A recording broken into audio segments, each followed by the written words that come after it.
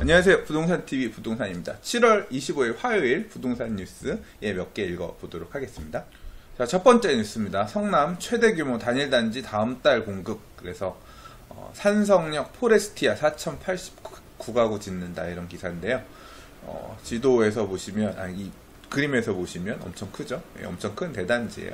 그래서 성남에 보시면, 성남에 이제 구성남, 그러니까 성남이란 지역 자체가 구성남, 우리가 이제 얘기하는 분당 이런 쪽이 아니라 그 위쪽이죠. 이 지역 자체가 이제 역사적으로 이제 철거민들을 대거 이주시켜서 만들어진 지역인데, 그래서 전체적으로 지역들 자체가 대부분 이제 노후한 지역들이 많습니다. 그래서 90년대부터 그 당시에 이제 주택공사, 대한주택공사가 재개발 사업들을 굉장히 광범위하게 추진들을 했습니다. 블럭을 나눠서 했는데, 그래서 이제 저는 이 4089가구 하니까 성남의 재개발 구역들, 뭐 신흥구역, 수정구역, 그리고 과거에 이제 입주한 데 중에서는 중3구역이라든가 이제 단대구역 이런 데가 푸르지오 또는 롯데캐슬 이렇게 재개발해서 입주한 단지들이 있는데, 나머지 구역들은 되게 구역들이 크거든요. 그래서 그 재개발 구역들 중에 하나가 이제 분양을 하나 보구나 생각을 했어요. 그런데 그게 아니더라고요. 그게 아니라 뭐냐면, 신흥주공 아파트라고, 신흥주공 아파트를 재건축해서, 수정구 신흥동 신흥 주공 아파트를 재건축한 물량인 단지. 그래서 조합원들 받고 나서 4089가구 중에서 이제 1705가구를 일반 분양으로 나온다고 합니다. 그리고 이제 성남 안에 나머지 구역들도 이제 재개발 사업들 한창 추진하고 있어서 이 지역들, 그 구성남 일대가 전체적으로 이제 아파트 단지로 변화하는 모습들을 보일 거라고 생각합니다. 이렇게만 짚고 가면 약간 아쉬울 것 같아서 좀 더 보겠습니다. 지도를 좀 뽑아봤는데요. 여기 이 8호선 지하철역입니다. 보시면 이 8호선 지하철역, 이게 이제 분당 수서 도시고속도로. 요번에 분양한다고 하는 성남 고등지구가 이쪽입니다. 이 성남 고등지구 관련해서는 별도 클립으로 오늘 하나 살펴볼 거예요. 이따가 영상 하나 올릴 테니까 같이 보세요. 그래서 요 일대인데요. 보시면 이 8호선 라인으로 여기 뭐 수진동, 이 밑에 이제 중동 이래가지고 중1, 몇 구역 이렇게 해서 여기 구역들이 되게 많습니다. 군간구역. 근데 구역 중에서 지금 뭐 이주하고 있는 데도 있고, 전에 언젠가 한번 뉴스 읽어보면서 얼추 살펴봤던 것 같은데, 개인적으로는 제가 재개발을 처음 접했던 게 서울이 아니라 사실은 이 성남 쪽이에요. 성남 재개발 2002년도에 제가 여기 2002년도였나 3년도였나 가서 많이 봤었거든요. 그래서 재개발을 봤던 기억이 있다 보니까 뉴스 읽으면서도 한번 성남 재개발들 한번 다시 살펴볼게요 얘기는 했었는데, 정작 실제로 살펴보진 않았네요. 어떻게 변화했는지 한번 개인적으로 궁금합니다. 기회가 되면 한번 살펴보도록 할게요. 아무튼 여기 이 8호선 라인 주변으로는 재개발 구역들이 굉장히 큰 구역들이 있습니다. 지금 지도에서 보시면 이만한데 재개발하는 게 한 4,000세대 되는데, 블럭들이 막 이만해요. 재개발 구역들이. 그래서 엄청 크거든요. 그래서 성남도, 구성남의 재개발 사업이 잘 마무리가 되면 구성남도 아파트 단지들로 많이 이제 정비가 될 거다, 이렇게 생각을 하시면 되겠고요. 자, 입지적으로 보시면 8호선, 아까 산성역이라 그랬죠? 기사에 보시면 여기 산성역 3번 출구 인근에라 그랬잖아요. 이 8호선이 이렇게 쭉 단대오거리역에서 꺾어서 올라가가지고 8호선이 산성역이 있습니다. 산성역, 여기 산이 진짜로 이렇게 보면 등고산 보이시죠? 이쪽에 지금 지어지는 건데, 산성역 바로 옆입니다. 보시다시피 바로 산성역 8호선역을 끼고 있는 거라서 지하철역도 가깝고, 교통 입지는 지하철 기준으로 볼 때 나쁘지 않습니다. 그런데 보시면 이 위치가 여기잖아요. 여기가 바로 위례신도시죠.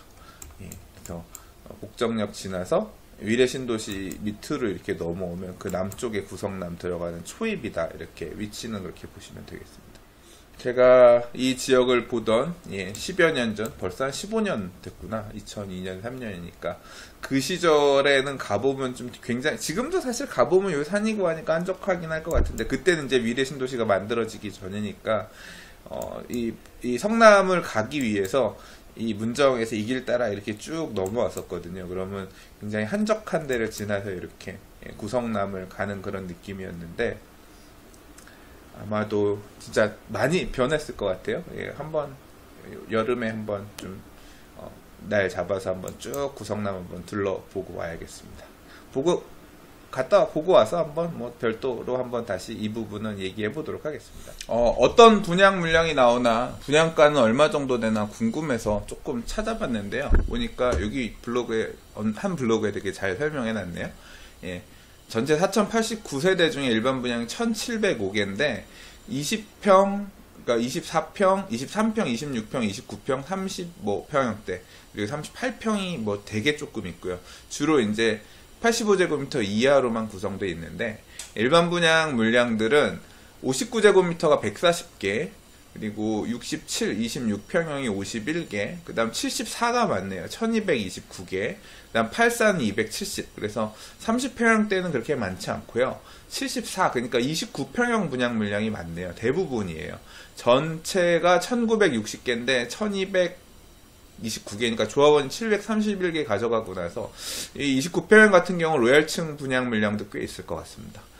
59 같은 경우는 564개 중에 조합원이 422 받고 142니까.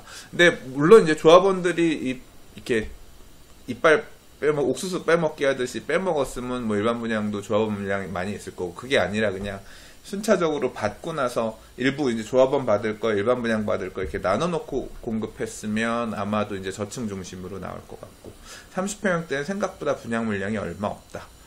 근데 또 막상 보면 84A 같은 경우 420개 중에 196개니까 전체적으로 보면 절반 정도 나오는 거네요.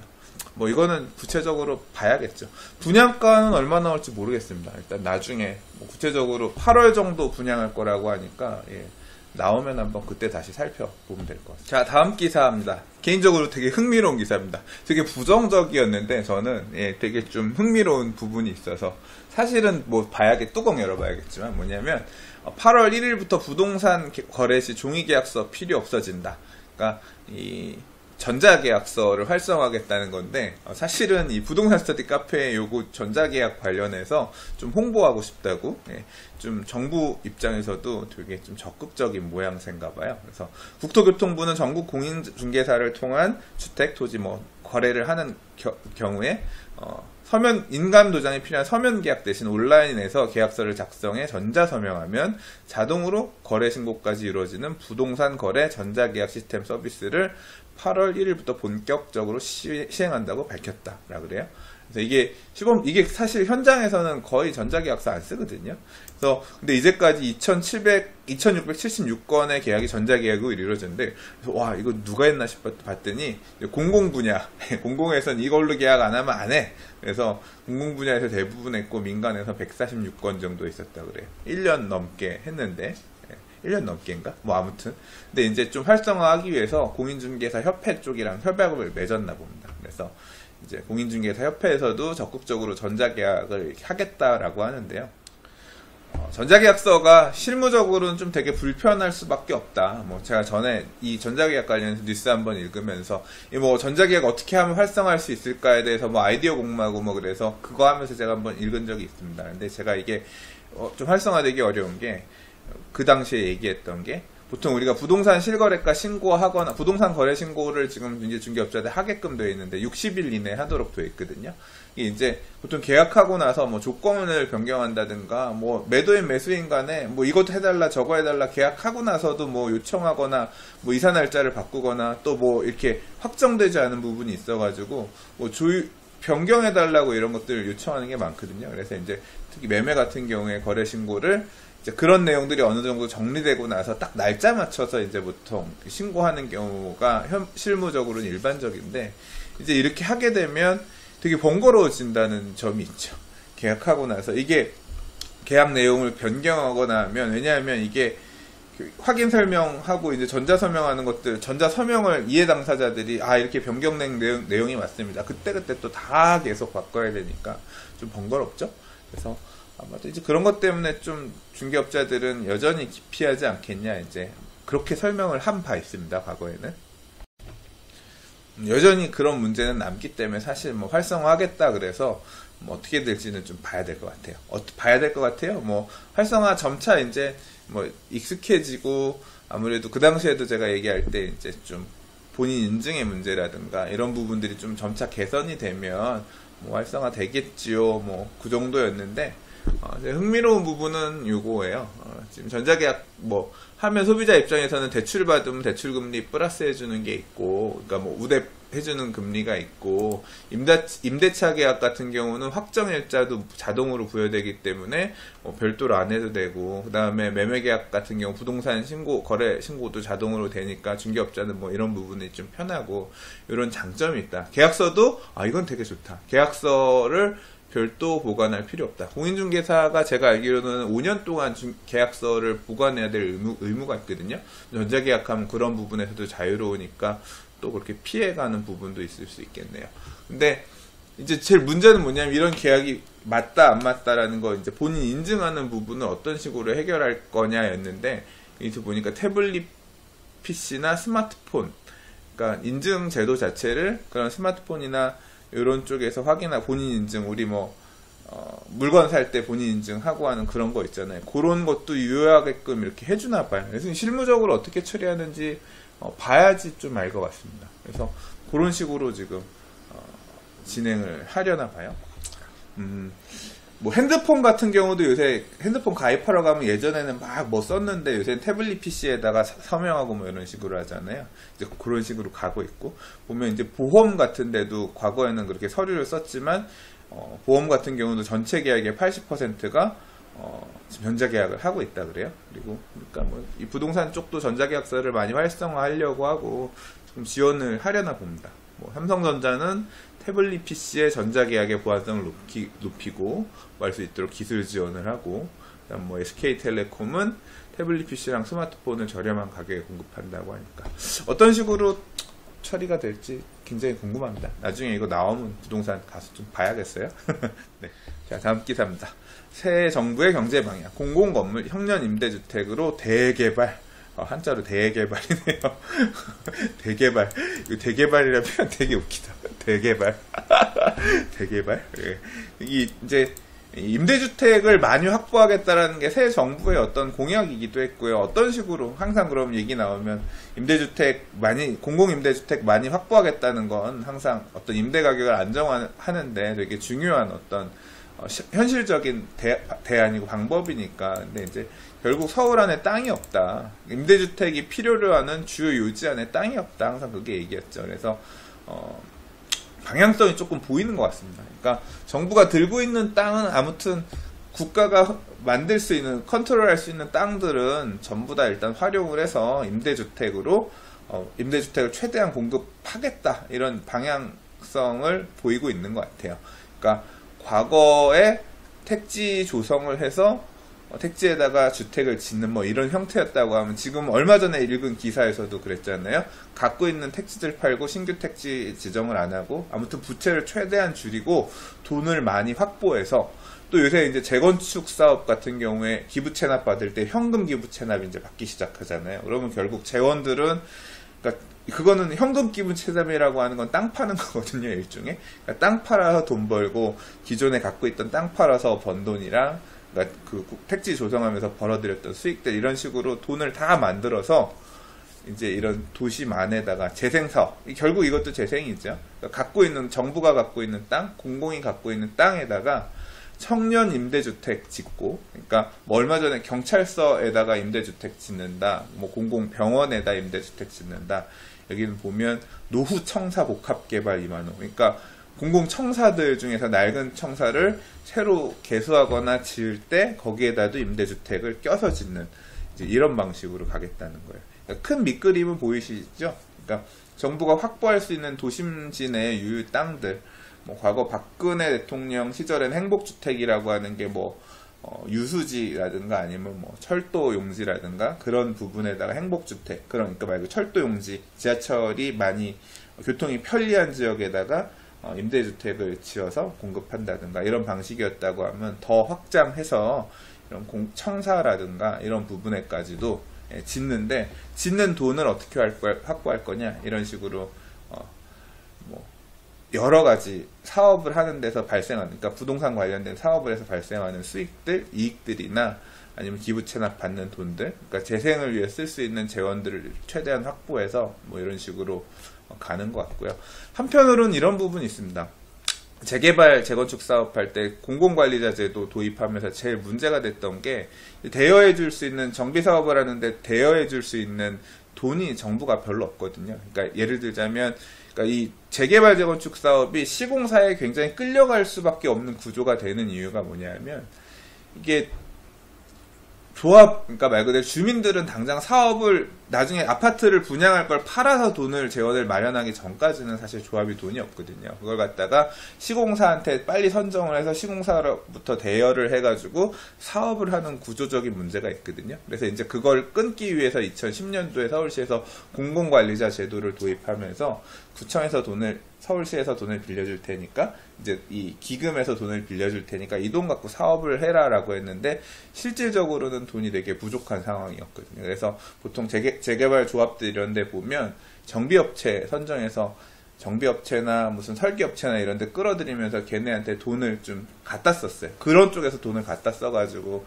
이제 좀 쓰고 그런 게 있었거든요. 근데 이제 이런 식으로 도시 재생 기금이나 이런 돈들이 많이 마련되면, 이 재생이라고 하는 게 꼭 뭐 소규모 정비나 여기에만 해당되는 게 아니라 이렇게 좀 도시 재생을 위해 쓸 수 있는 자금이 많이 확보가 되면 재개발, 재건축 사업 쪽에서도 공공의 포지션이, 공공에서 좀 지원해 줄 수 있는 자금도 되게 늘어나고 할 것 같아요. 큰 밑그림은 제가 지금 계속 기사를 읽어보면서 조합해보면서 생각되는 어떤 밑그림은 그런 것 같습니다. 그래서 뭐 돼요? 그 정도 제가 두루뭉실하게 얘기를 했는데 또 요약하면 더 내용이 길어질 것 같아서, 그런 방향성으로, 한 부분으로서 지금 이 노후 청사 개발도 보면 될 것 같습니다. 자, 새 정부 경제정책, 주택 공급 충분하다던 국토부 수급 안정 유도로 방향 전환했다 기사인데요. 이거 되게 뜬금없어서 갑자기, 근데 뭔가 봤더니 25일날, 그러니까 오늘이에요. 정부에서 새 정부 경제정책 방향이란 데에서 부동산 시장 안정을 위해서 뭐 어쩌고 내용을 했는데, 그 내용 안에 보면 주택 공급 부분에 대한 얘기를 꺼냈다 그래요. 그래서 일단 이제까지 정부가 얘기하던 내용하고는 공급 부분에 대해서는 별 얘기가 없었고, 뭐 특정 지역에 항상 여기 기사에서 보면 그렇죠. 네, 찍어서 얘기하네. 아직도 이번 과열 양상의 원인은 공급 부족에서 찾는 분들이 계시는 것 같다. 다주택자의 투기적 거래가 실제 과열의 원인이다 라고 이제 얘기했는데, 선회에서 공급 부족 부분에 대해서 인정하고 뭐 그런 방향으로 이제 요번에 새 정부 경제정책 방향이 나왔다라고 그래서, 요거는 제가 별도의 영상으로 오늘 바로 찾아보겠습니다. 자료는 찾아봤어요. 지금 이거거든요. 그래서 요 영상은 별도 클립으로 이어서 다시 소개하도록 할게요. 이거 되게 재밌는 기사가 하나 나와서 읽어봅니다. 높은 임대료에 버티는 법, 홍대 가로수길 한 지붕 두 가족 가게. 가게는 해야 되는데 임대료는 비싸고 무슨 좋은 방법이 없을까? 자, 서울 주요 상권의 임대료가 치솟으면서 가게를 나눠 쓰는 한 지붕 두 가족 점포들이 늘고 있다. 그러니까 낮하고 밤하고 업종을 달리하면서, 낮에는 뭐 수제 버거 전문점, 저녁에는 칵테일 바를 운영한다. 가게는 하나인데 임차인이 낮과 밤을 나눠서 이렇게 쓴다. 뭐 이런 얘기예요. 그래서 임대료를 반반 나눠서 내고, 낮에는 이런 가게, 밤에는 저런 가게가 되니까 되게 색다르겠죠. 이제 뭐 예시를 들었는데, 과거에, 요새도 있나 모르겠습니다. 옛날에 이제 강남에 가면 그런 거 있었잖아요. 세차장 같은 데다가 쫙 펼쳐놓고, 낮에는 세차장 뭐 차 카센터 하다가, 밤에는 이렇게 포차 쫙 오픈 까가지고, 이 테이블 펼쳐놓고 포차하는 그런 게 되게 유행이었는데, 요새도 그런 거 있나요? 제가 강남 가서 술을 잘 안 먹어서 모르겠습니다. 이제 그거를 조금 변형한 형태인 것 같은데요. 실무적으로 생각해보면 참 이게 권리금 문제는 어떤 식으로 해결할 건지, 뭐 시설하고 하는 부분, 또 일하면서 같은 가게를 나눠 쓴다고 생각하면 뭐 집기라든가 비품 사용하는 거 뭐 이런 것도 좀 사실 머리는 아프긴 할 건데, 임대료가 워낙 비싸다, 실질적으로 너무 비싸다 보니까 발생하는 그런 어떤 시대적인 흐름, 뭐 재미있는 흐름, 또 아니 뭐 재미있다는 표현하기 그렇고, 어떤 세상에 변하는 것에 맞춰서 또 이렇게 임차인들 또는 이제 돈 벌려고 하는 사람들도 이렇게 변화하고 있다. 뭐 그런 모습을 보여주는 것 같아서 한번 뽑아봤습니다. 자, 오늘 준비한 뉴스는 여기까지입니다. 오늘 저는 제 개인적으로 되게 흥미롭고 재밌는 기사들이 몇 개 있어서 저는 재밌게 읽었는데 아마 영상 보시는 분들 입장에서는 그렇게 뭐 재밌는 뉴스는 아니지 않았을까 싶긴 하네요. 예. 내일은 또 다시 다른 뉴스를 또 인사드리도록 하고요. 아까 지금 얘기한 것처럼 오늘 그 정부에서 발표한 자료 그리고 별도에 준비한 영상 성남 고등지구 얘기 연이어서 영상 찍어서 올려드리도록 할게요. 예, 감사합니다. 부동산이었습니다.